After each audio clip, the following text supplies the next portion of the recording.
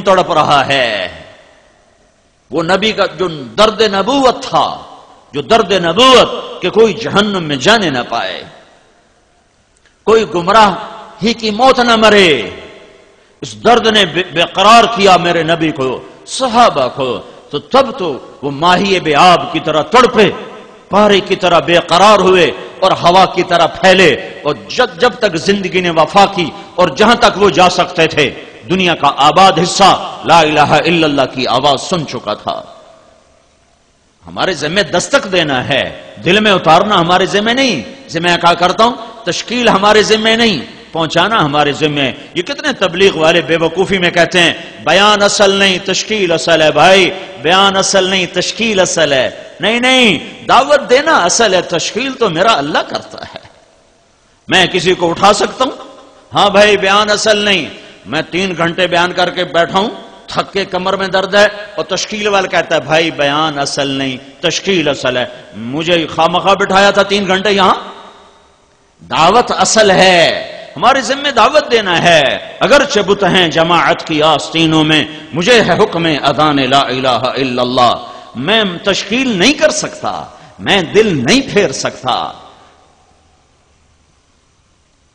کیسے لڑ گئے قریش مکہ میرے نبی کے ساتھ، اللہ کا ارادہ نہیں ہوا، نہیں دل پھر سکے۔ ہاں میرے ذمہ صدا لگانا ہے، درد کے ساتھ، غم کے ساتھ، دکھ کے ساتھ، تڑپ کے ساتھ۔ خنجر لگے کسی کو تڑپتے ہیں ہم امیر، سارے جہاں کا درد ہمارے جگر میں ہے۔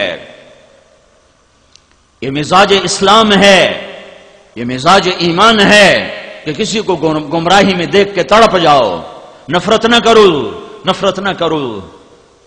وہ اداکار آتے ہیں، یہ سٹیج کے اداکار آتے ہیں، مولانا جمشید صاحب سے آ کر رات کو 2-2:30 بجے ان کو اٹھاتے ہیں، 2-2:30 بجے، 80 سال کا بوڑھا۔ تو جواد وسیم صاحب جو اداکاروں میں کام کر رہے ہیں، وہ 2 باتوں پہ کہتے ہیں سارے اداکار روتے ہیں، 2 باتوں کہ ایک 80 برس کے بوڑھے کو رات 2 بجے اٹھاؤ، وہ تو کہے گا کم وقتو کہاں مجھے اٹھانے آ گئے ہو، تمہیں میری صحت کا خیال نہیں؟ تو کہا ہم یوں ہاتھ لگاتے ہیں تو مولانا جمشید صاحب آنکھ بعد میں کھولتے ہیں اور مرحبا مرحبا پہلے کہتے ہیں، مرحبا مرحبا مرحبا۔ تو کئی اداکار اسی پہ رونے لگ جاتے ہیں کہ اس کو تو گالیاں نکالنی چاہیے تھی بابا جی کو، اور یہ کہہ رہا مرحبا مرحبا۔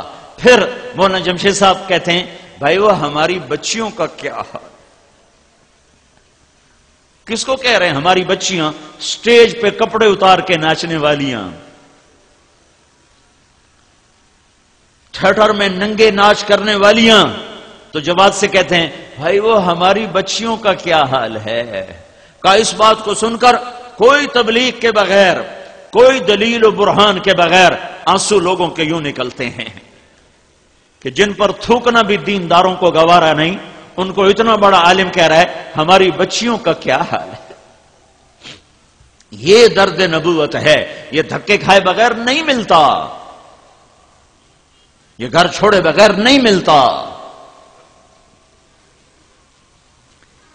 ہاں یہ اتنا آسان، درد نبوت ایک عمل ہے، کبھی عرش پر، کبھی فرش پر، کبھی در بدر، کبھی ان کے گھر، غم عاشقی تیرا شکریہ میں کہاں کہاں سے گزر گیا، کبھی راستوں میں تنہا، کبھی ہوں ورود صحرا، میں جنوں کا ہم سفر ہوں، میرا کوئی گھر نہیں ہے۔ وما الحیات الدنیا الا متاع الغرور، وما متاع الحیات الدنیا فی الآخرۃ الا قلیل، لعب ولہو وزینۃ وتفاخر بینکم وتکاثر فی الاموال والاولاد کسراب بقیع یحسبہ الظمآن ماء۔ یہ تو قرآن کیسے خوبصورت انداز میں دنیا کی بے ثباتی کو کھولتا ہے۔ من کان یرید الحیاۃ الدنیا وزینتها نوفی الیہم اعمالهم فیہا وہم فیہا لا یبخسون اولئک الذین لیس لهم فی الآخرۃ الا النار وحبط ما صنعوا فیہا وباطل ما كانوا یعملون۔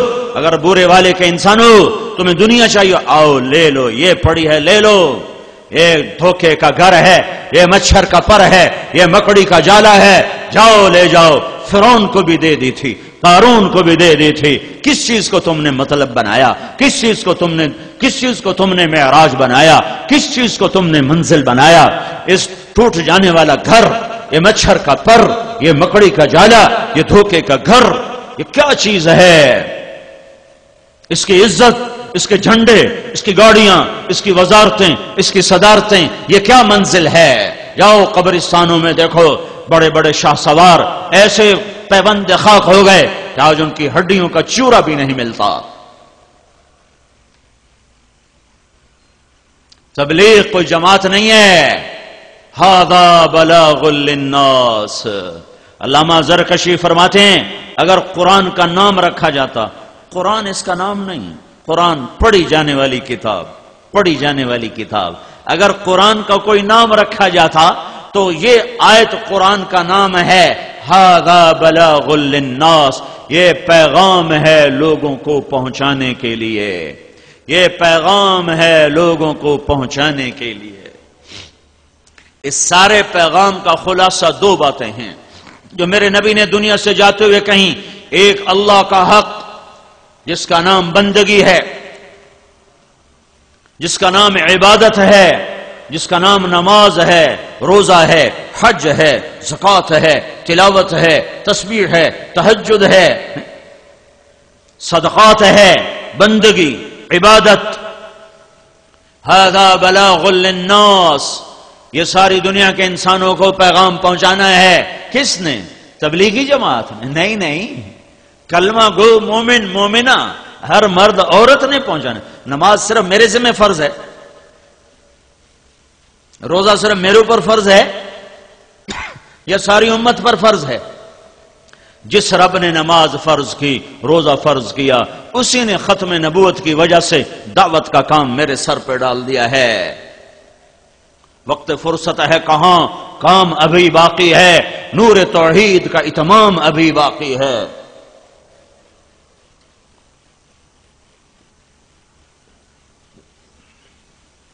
اللہ تعالی کی بتائی ہوئی زندگی کے پر چلنے والے ہی سکھ پاتے ہیں، اس کو چھوڑنے والے ہلاک ہو جاتے. مال و دولت، سیم و زر، جام و مینا، کچھ نہیں انہیں کام آتا.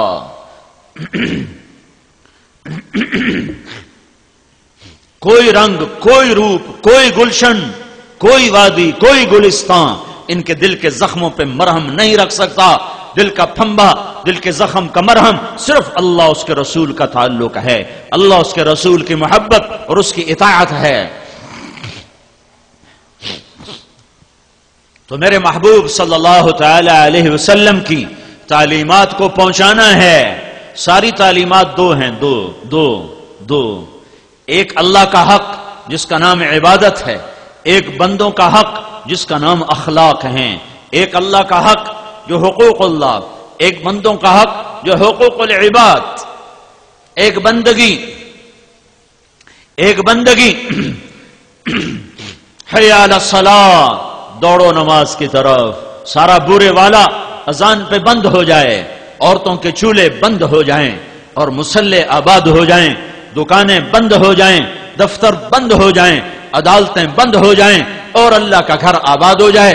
برے والی کی مسجدیں مرثیہ خواہ ہیں اور شکایت کر رہی ہیں کہ یہاں نمازی ہیں ہی نہیں، برائے نام ہے. یہ چھوٹی چھوٹی ڈبہ نما مسجدیں، یہ چھوٹی چھوٹی مسجدیں یہ بتا رہی ہیں کہ یہاں نمازی تھوڑے ہیں، بے نمازی زیادہ ہیں. اگر یہاں نمازی ہوتے تو مسجدیں اتنی چھوٹی ہوتی. یہ مسجدوں کا حجم بتا رہا ہے کہ غافلوں سے شہر آباد ہے، بیدار دنیا سے رخصت ہو چکے ہیں. تو میرے نبی کی تعلیم جو آگے پہنچانی ہے، دو. ایک اللہ کا حق، وہ بندگی، وہ نماز، وہ روزہ، وہ حج، وہ زکوٰۃ. یہ جان کا حق عبادت اور مال کا حق زکوٰۃ. اللہ کے نام پہ خرچ کرنا. اللہ کو بخیل سے نفرت ہے. ساری زندگی کا تہجد گزار ہو، سارے دن کا روزے دار ہو، اگر وہ بخیل ہے تو اللہ کا دوست نہیں بن سکتا. سخی شیطان کہتا ہے مجھے عبادت گزار